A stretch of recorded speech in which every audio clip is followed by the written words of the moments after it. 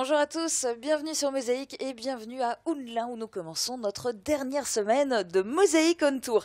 La météo n'est pas tout à fait au rendez-vous, mais tant pis pour elle, nous on est ravis d'être là.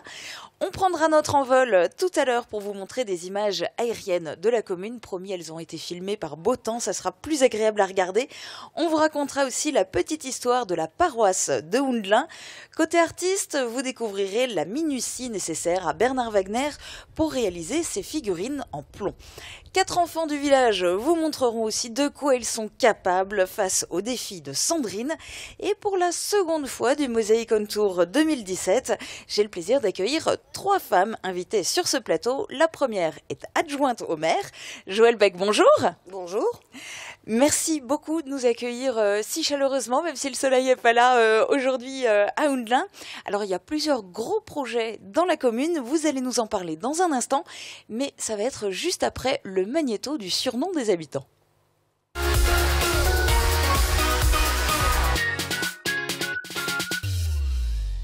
Le surnom des habitants de Houndelin, c'est les Chakites. C'est un terme qui vient de Jacques. Saint-Jacques, c'est le patron de notre église depuis 1269, c'est officiel.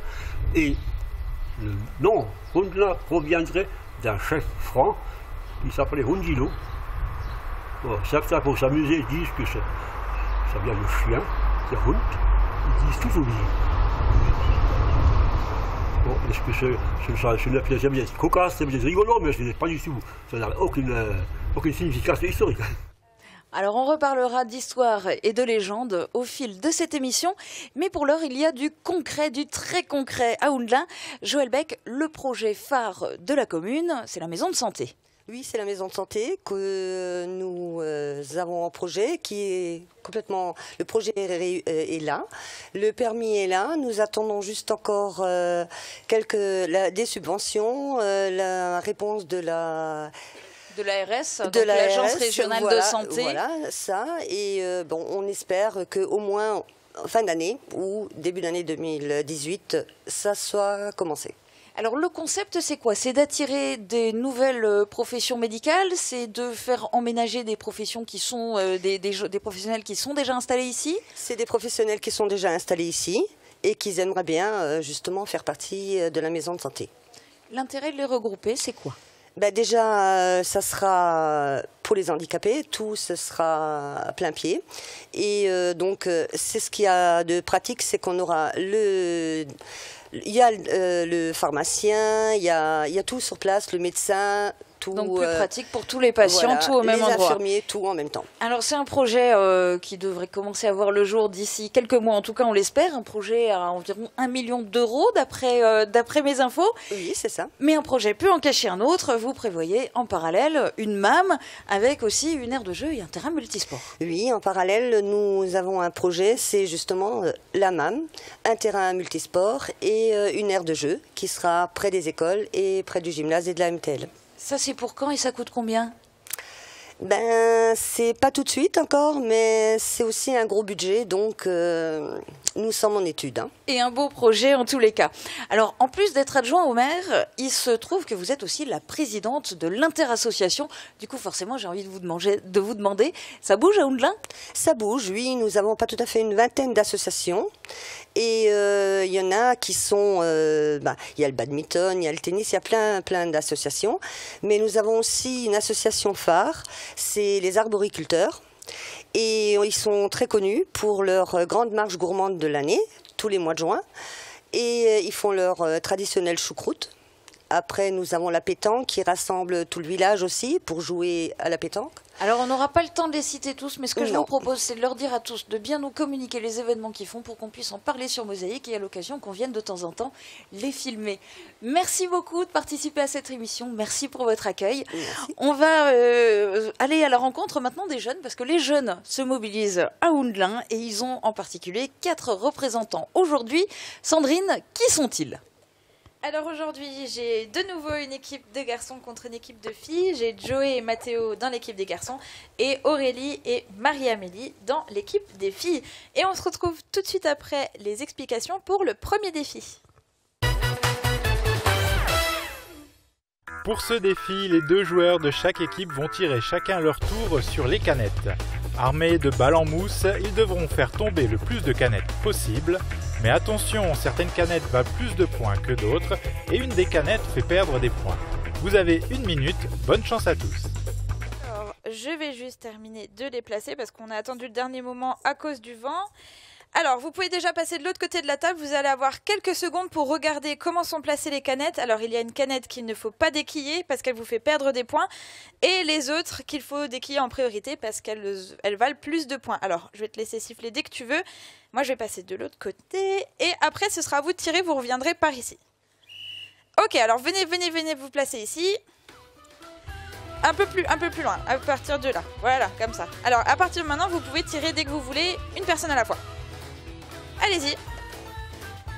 Alors, de ce côté-là, vous pouvez les applaudir ou les encourager pour l'équipe que vous voulez voir gagner.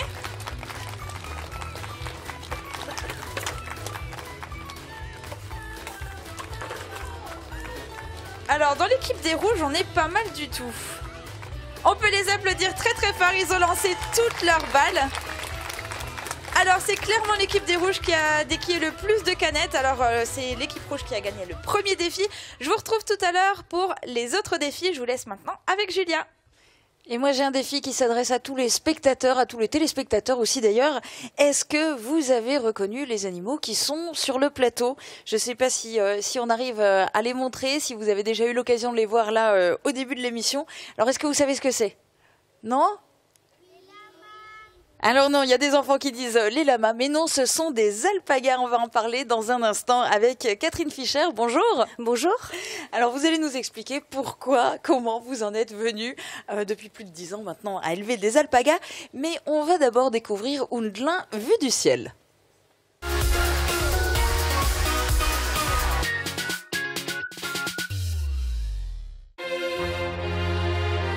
Bienvenue à Undlin.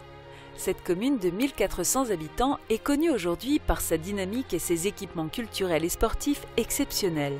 Mais c'est dans son histoire que sont enracinées ses particularités les plus marquantes. En 1257, on trouve le premier acte officiel du village. Les quelques habitations qui appartenaient au comte de Sarrebruck ont été vendues en 1269 pour 17 florins de Metz aux chevaliers teutoniques qui seront propriétaires du village jusqu'à la Révolution française. En 1797, les 3 communes de Undlin, Lixin et Roulin, qui forment une seule paroisse, sont inclus dans le département de la Sarre.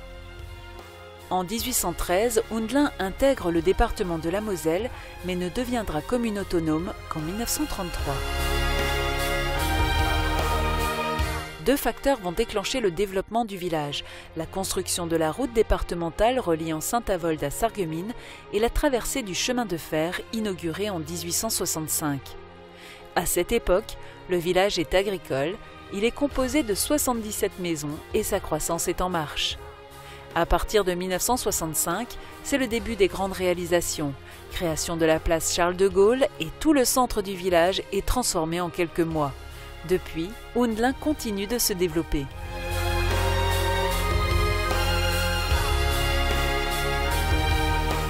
Aujourd'hui, le petit commerce répond aux premiers besoins. Une vingtaine d'associations évoluent dans des conditions remarquables.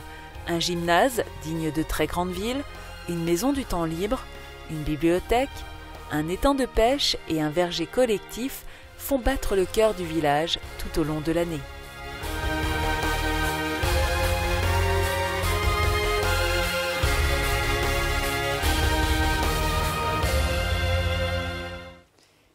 Catherine Fischer, je ne crois pas qu'on ait pu les apercevoir sur ces images aériennes, mais vous avez en ce moment 19 alpagas et bientôt quelques-uns de plus. C'est ça, j'ai 19 alpagas et j'attends 3 naissances là dans le mois qui vient. Ça doit être toujours un super beau moment. Alors là, on a 2 mâles qui sont sur le plateau, ils s'appellent comment? Alors le gris s'appelle Silverado et le fauve foncé s'appelle Laos, c'est 2 étalons. Qui justement Silverado attend ses 2 progénitures là instamment sous peu. D'où vous est venue cette idée d'élever des alpagas? Parce que Ça vient pas de nulle part quand on vit à Houndelin. Non, c'est quelque chose, c'est un élevage quand même qui reste atypique. J'ai commencé les alpagas parce que je cherchais justement, on va dire, de changer un petit peu des bovins aux vins caprins, d'un élevage, on va dire, normal. Et je suis allée au Chili. J'ai eu la chance d'aller au Chili et de rencontrer des cousins des alpagas qui s'appellent des guanacos. Et je me suis dit, pourquoi pas? Et je me suis lancée là-dedans. Et maintenant, ça fait 10 ans que je me fais plaisir avec ces animaux un peu hors du commun. Alors malgré tout, ce n'est pas votre seule activité professionnelle. Pourtant, ça doit prendre quand même beaucoup de temps de s'occuper des animaux. C'est pas possible d'en vivre complètement? Il y a très très peu d'élevages qui en vivent. En général, ceux qui en vivent, c'est une activité complémentaire avec des gîtes, avec l'accueil de touristes et ainsi de suite. Moi, c'était pas mon choix. Moi, c'était vraiment, je voulais faire ça dans juste l'animal. Je fais aussi de la laine, donc je vends les produits de la laine de mes animaux, de la tonte de mes animaux. Mais voilà, en vivre, c'est très rare. Et sinon, vous vendez les alpagas? Et sinon, je vends les alpagas comme tondeuse un peu écologique, quelque chose d'un petit peu, voilà, qui change de l'ordinaire. D'accord. Les alpagas, ils aiment quel type de climat et de météo? Ils se sont habitués là à Houndelin? Ils sont habitués à Houndelin, oui. Il faut savoir que les alpagas, ils ont l'habitude de conditions difficiles. Ils viennent de l'altiplano, donc où les températures sont relativement hostile. Après, c'est vrai qu'ils préfèrent des 20 degrés que des 35 degrés comme on peut connaître chez nous, mais ils s'acclimatent relativement bien. Oui, tout à fait. Et bien, on reviendra vous voir, a priori, surtout en décembre, au moment de la journée portes ouvertes, tant qu'à faire. Tout à fait, je vous accueillerai avec plaisir. Et bien, merci beaucoup. On va maintenant laisser Sandrine, justement, nous dévoiler les prévisions de Météo France pour demain. Avec le Crédit Mutuel, partenaire des grands événements sportifs.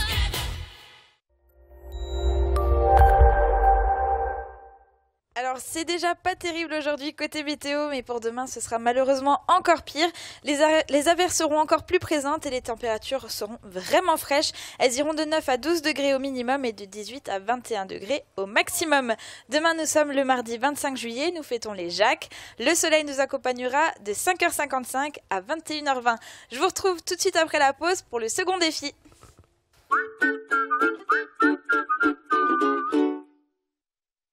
Depuis qu'il est appareillé, il dit que je parle trop fort.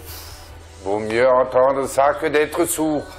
Oui, et dis-moi, Isabelle... Plus rien ne vous échappe avec la passion de l'audition. Au Club Bouygues de Sarreguemines, Forbach et Saint-Avold, vous profitez du plus grand réseau 4G de France, de la puissance de la fibre et d'un large choix de téléphones portables. Transport, matériel médical, aide à domicile... AVS Santé, notre métier, vous accompagner.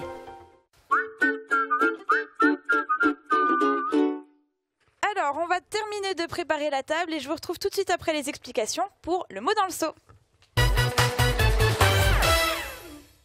Dans ce défi, un joueur de chaque équipe doit plonger sa tête dans l'eau pour voir le mot écrit au fond de la bassine. Une fois que vous l'avez lu, il faut le faire deviner à votre coéquipier. 3 mots sont à faire deviner, un métier, un animal, une action. Vous avez 1 minute 30, bonne chance à tous. Alors, on va tout de suite lancer le chrono et tu peux mettre ton masque déjà. Alors, vous allez avoir chacun 3 mots à faire deviner et on va commencer avec le premier mot qui est tout en haut dans le fond de cette bassine et on va lancer le sifflet, allez-y. Alors là aussi vous pouvez les applaudir, les encourager. Le premier mot est tout en haut, c'est un animal qu'il faut faire deviner. Alors, l'équipe bleue a déjà son animal. Dis-moi. Cheval. Un cheval, on passe au deuxième mot. Alors là, tu peux dire des choses. C'est un tout petit animal et qui pique. Dis des idées. Non, autre chose, mais dans la même famille. Tu as trouvé le deuxième mot, dis-moi, c'est quoi? Un chanteur. Un chanteur, on passe au troisième mot chez les bleus. Alors passe au suivant, c'est pas grave pour celui-là. Alors c'est une action, donc dis-moi c'est quoi? Faire de la moto. Faire de la moto, on peut arrêter le chrono.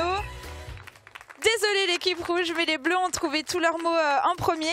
Alors je me suis un petit peu trompée tout à l'heure, c'était l'équipe bleue et pas l'équipe rouge qui avait gagné le premier défi. On avait inversé les canettes, mais c'est pas grave. Je vous retrouve tout de suite après pour le dernier défi. Je vous laisse maintenant encore avec Julia. Après la fille qui nous a parlé des alpagas, voici la mère, Marinette Fischer. Bonjour. Bonjour. Alors vous êtes la vice-présidente de la bibliothèque de Houndelin et vous en connaissez un rayon sur les légendes du village. Vous allez d'ailleurs nous en raconter une, mais on va d'abord s'intéresser à l'actu.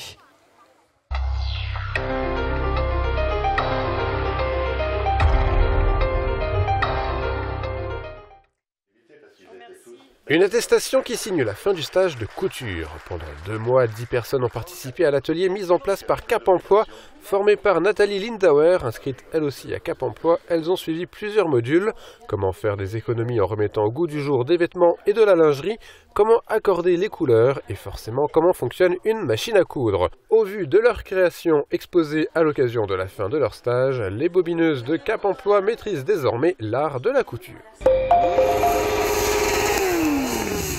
Jean-Yves attendait une dizaine de motards pour rendre hommage à son ami Christophe. Ils étaient finalement plus de 60. Jean-Yves et Christophe ont tous les deux passé leur permis moto il y a 1 an à Woustviller. Depuis, ils se voyaient régulièrement, mais le 13 juillet dernier, Christophe a perdu la vie dans un accident à Gersheim, en Allemagne. Pour lui rendre un bel hommage, Jean-Yves a réuni des amis et les membres de l'auto-école Vogelgesang, mais beaucoup d'autres motards ont fait le déplacement.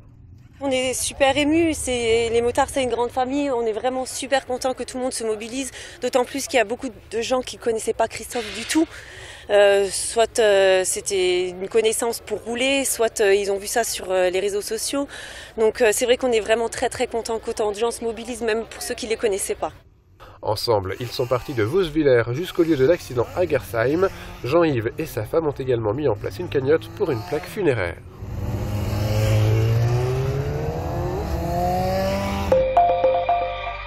Ouf! Au mois de septembre prochain, les effectifs du tribunal de Sarreguemines seront quasiment complets en termes de magistrats. C'est une situation qui est vraiment bonne par rapport aux dernières années. C'est une amélioration notable. Cette hausse du nombre de magistrats devrait avoir une incidence positive sur l'efficacité de la justice. De l'aveu même du président du tribunal par intérim, certains services ont accumulé du retard. Certaines affaires ont vu leur jugement reporté, faute de moyens humains suffisants. Ici, le choix a été fait de prioriser les affaires pénales, qui portent tout le sceau de la sécurité ou de la liberté des gens. Les affaires familiales sont aussi considérées comme des affaires prioritaires. La hausse du nombre de magistrats à la rentrée est due à l'arrivée massive d'élèves diplômés issus de l'école de la magistrature. De ce fait, même les petites juridictions comme celle de Sarreguemines qui souffrent d'un manque d'attractivité ont été pourvues. Encore faudra-t-il réussir à les garder. Les effectifs du tribunal de Sarreguemines peuvent changer de 10% tous les 6 mois compte tenu de ce manque d'attractivité, ce qui nuit à la qualité du travail effectué. Par ailleurs, les magistrats, les avocats et d'autres autorités sont inquiets quant au maintien du TGI à Sarreguemines. Le président de la République Emmanuel Macron pourrait créer dans chaque département un seul tribunal de première instance. Une hypothèse extrême avec une fermeture entre guillemets des sites judiciaires, c'est-à-dire un regroupement complet sur un site unique départemental où on peut imaginer des solutions intermédiaires avec le rapatriement ou le regroupement de certains services judiciaires. À l'heure actuelle, même au sein de la magistrature, on est dans le flou par rapport au contenu de cette réforme envisagée. Les bonnes odeurs de burgers, burritos et autres sushis se sont fait sentir depuis le parking de la Kongresshalle de Saarbrück. Ce week-end, au Burger Park, s'est déroulée la 3e édition du Street Food Festival. Cette année encore, une centaine de food trucks s'y sont installés pour proposer leurs spécialités. On propose un pain viking. C'est un pain avec de la farine de blé, de l'huile d'olive et différentes herbes. On le fait griller et on ajoute de la crème à l'ail. Et vous pouvez ensuite choisir l'un des différents poissons. Un peu plus loin, c'est une spécialité allemande que vous connaissez certainement, les Maultaschen, de grandes ravioles farcies. Avec les Maultaschen, nous faisons des burgers, des Maultaschen au curry, des spécialités de la région de Souabe avec les bonnes odeurs, c'est excellent. Dans une autre allée, il y a un stand qui rencontre un certain succès pour les amateurs de fromage. C'était l'endroit à ne pas louper. C'est un fromage du sud de l'Italie qui ressemble à la mozzarella. On propose 4 sortes de toast avec de la tomate, du pesto et de la roquette fraîche, avec du pesto aux olives, avec de l'érel rouge et du jambon, et avec de la bonne marmelade faite maison et du jambon de Parme. Les végétariens et les véganes n'étaient pas oubliés, plusieurs food trucks proposaient des menus spéciaux et certains leur étaient même totalement dédiés. Le Street Food Festival a encore une fois su satisfaire les goûts de chacun. Pour le suivant, rendez-vous l'année prochaine, au mois de juillet. Marinette Fischer, côté histoire de Houndelin, il y a un pan que nous n'avons pas encore abordé dans cette émission, c'est celui des seigneurs de Kerpen. Absolument. Et il y a en plus la plus célèbre légende du village qui y est liée. C'est la légende de l'homme à la borne. Alors, à l'origine, le village de Houndelin n'appartenait absolument pas aux Kerpen, appartenait aux chevaliers teutoniques. Et à côté, le village d'Ypelin appartenait aux Kerpen. Entre les deux villages, il y avait une bande de terrain que les deux villages convoitaient. Il faut savoir qu'autrefois, il fallait avoir de la terre pour pouvoir survivre. Donc, les deux villages convoitaient ce terrain, mais à Ypelin, les possesseurs étaient les comtes de Kerpen, qui souhaitaient absolument et qui voulaient avoir ce territoire, et qui du coup ont embêté les habitants de Houndelin en leur réclamant des impôts supplémentaires, en les mettant en prison quand ils ne les payaient pas, etc. La période était très difficile, notamment sous un certain Kerpen qui s'appelait Jean Ferdinand. Et quand il est mort, les gens de Houndelin ont transformé sa vie, enfin sa mort après en légende. Ils en ont fait l'homme à la borne. Quand il est monté au paradis, qu'il est arrivé là-haut, on lui a dit « Ah non, tu as été trop méchant dans ta vie. Tu peux pas rester ici. Tu retourneras sur terre comme esprit fantôme. » Et toutes les nuits, autour de minuit, les gens qui passent à l'entrée du village voient une espèce de fantôme en feu qui saute d'une borne sur une autre et qui porte une grosse borne de pierre sur son dos. On dit qu'il y a des habitants de Houndelin qui l'ont rencontré et il leur a demandé en patois, parce qu'il parle le patois, il a montré sa pierre et il a demandé « Wo soll ich hin damit ? Où est-ce que je dois la poser ?» Et ces gens, qui avaient un peu bu du côté d'Ypelin, lui ont dit une réponse triviale. Au diable Vauvert. C'était pas la bonne réponse. Pas du tout. La bonne réponse aurait été là où tu l'as prise. Et à ce moment-là, l'homme à la borne aurait été délivré de sa malédiction. Mais les gens de Houndelin, qui l'a tellement fait souffrir, ils sont pas prêts de lui donner la bonne réponse. Voilà l'histoire de l'homme à la borne. Alors c'est une légende que vous racontez aussi à la bibliothèque. Ouais, vous pouvez l'applaudir. Vous pouvez l'applaudir. C'est super sympa comme histoire et puis c'est super bien raconté. Donc c'est une légende que vous racontez aussi à la bibliothèque et en particulier au mois de décembre, c'est ça? Exactement. Au mois de décembre, la bibliothèque organise une grande fête de Noël. C'est le premier dimanche de l'Avent et au courant de cette fête, en général, je raconte deux légendes, souvent l'une en patois et l'autre en français, des légendes de Lorraine, des légendes de Houndelin. On a des légendes sensationnelles, notamment l'histoire du demi-coq de Houndelin qui a embêté les gens de Sarreguemines, beaucoup plus malin que les gens de Sarreguemines. Donc tout un ensemble de légendes et voilà, tout le monde est invité. C'est une fête un peu très douce, très tendre, aux accents de Noël.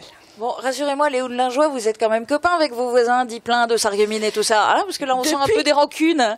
Pendant longtemps, les enfants, quand ils se rencontraient, les jeunes, ils se castagnaient. Et ils savaient pas pourquoi. Bon, mais ça a changé maintenant, tout va bien. Ça a bien changé maintenant. Et bien, merci beaucoup. On va s'intéresser maintenant à une autre petite histoire, celle de la paroisse de Houndelin.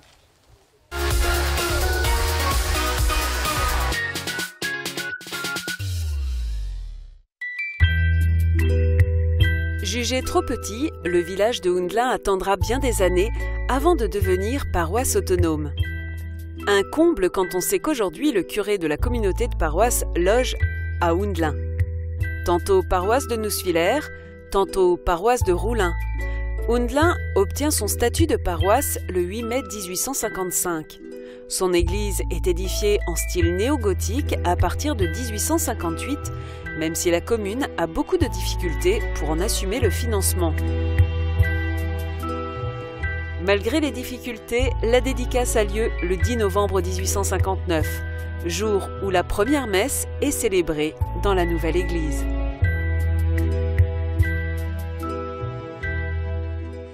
Je m'étais trompée tout à l'heure, c'est bien les Bleus qui avaient gagné le premier défi et c'est aussi les Bleus qui ont gagné le second défi. Donc on va faire le dernier défi pour voir si les Rouges vont quand même gagner leur premier défi tout de suite après les explications. Avant le début de l'émission, les deux équipes sont parties faire des photos sur le thème « Ma commune en été ». Maintenant, vous devez nous expliquer en 30 secondes pourquoi votre photo mérite de gagner. Le jury de Mosaïque désignera le gagnant. Bonne chance à tous. Alors, l'équipe rouge a laissé la main au bleu, donc je vais tout de suite te demander pourquoi c'est ta photo qui doit gagner. C'est ma photo qui doit gagner parce que avec Mathéo, mon ami, on aime bien passer du temps là-bas car c'est beau, c'est calme en été, c'est bien, il y a les fleurs qui poussent, on peut écouter de la musique quand on est fatigué en vélo, on passe du temps là-bas, c'est excellent. J'ai que ça à dire, je passe le micro à Mathéo. Je vais dire à peu près comme lui. J'ai pas d'autres trucs à dire. Ok, pas de souci. On va passer le micro à l'équipe rouge. Alors dites-moi pourquoi c'est votre photo qui doit gagner. C'est notre photo qui doit gagner parce que l'étang c'est un super endroit, on y pêche beaucoup, on y vient pour se reposer et voilà. C'est exactement ce qu'elle a dit. Alors aujourd'hui on avait des porte-paroles dans chaque équipe, donc voilà, on peut les applaudir déjà très très fort. On va voir tout de suite pour le jury de Mosaïque quelle est la photo qui va gagner. Alors vous allez les voir apparaître sur votre écran. Et c'est l'équipe rouge qui gagne le défi photo, vous pouvez les applaudir très très fort. Alors, chez Mosaïque, il n'y a pas de perdant, tout le monde reçoit un cadeau.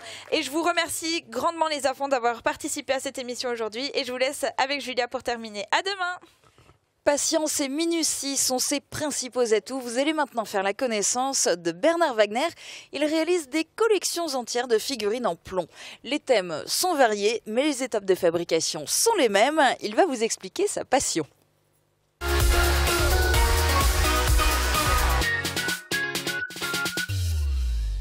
Ça, c'est, comme on dit, un Zoulou d'Afrique.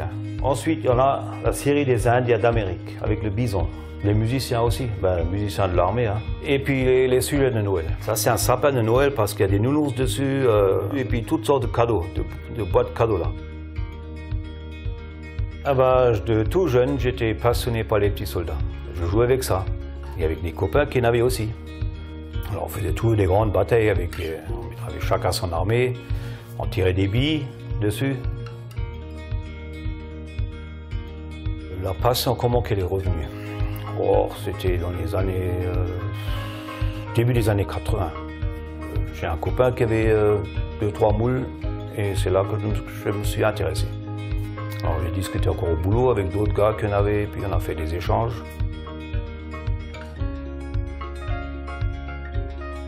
Alors voilà 2 coquilles de sapin qu'on met ensemble. Alors il faut bien les caler là-dessus avec une pince de chaque côté. Là j'en mets qu'une maintenant, mais là, on peut même parfois 4, ça dépend. 2 là et 2 là. On coule en haut dedans. Et on le maintient bien appuyé là-dessus sur le caoutchouc siliconé. Une fois terminé, une fois sec, une fois solidifié, hop, on sépare. Et avec une pince, on l'enlève. Et puis après, il n'y a pas que le fait de les couler.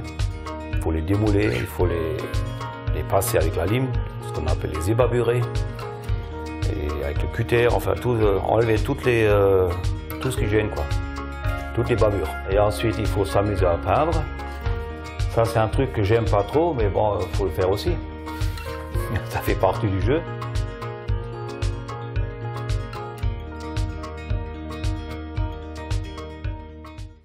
Et c'est déjà la fin de cette étape de Mosaïque on Tour. Merci à tous les participants, aux invités et aux jeunes qui ont relevé le défi de Sandrine. Oui, vous pouvez les applaudir. Merci aussi au public et notamment aux enfants du périscolaire de Houndelin qui ont été sages, aussi sages que les alpagas. Bravo aux accompagnateurs. Merci à Houndelin pour l'organisation et pour l'accueil, à la municipalité. Un énorme merci à tous et rendez-vous demain à Sarreguemines dans le quartier de Folle-Persulière. Très bonne journée à tous, à demain.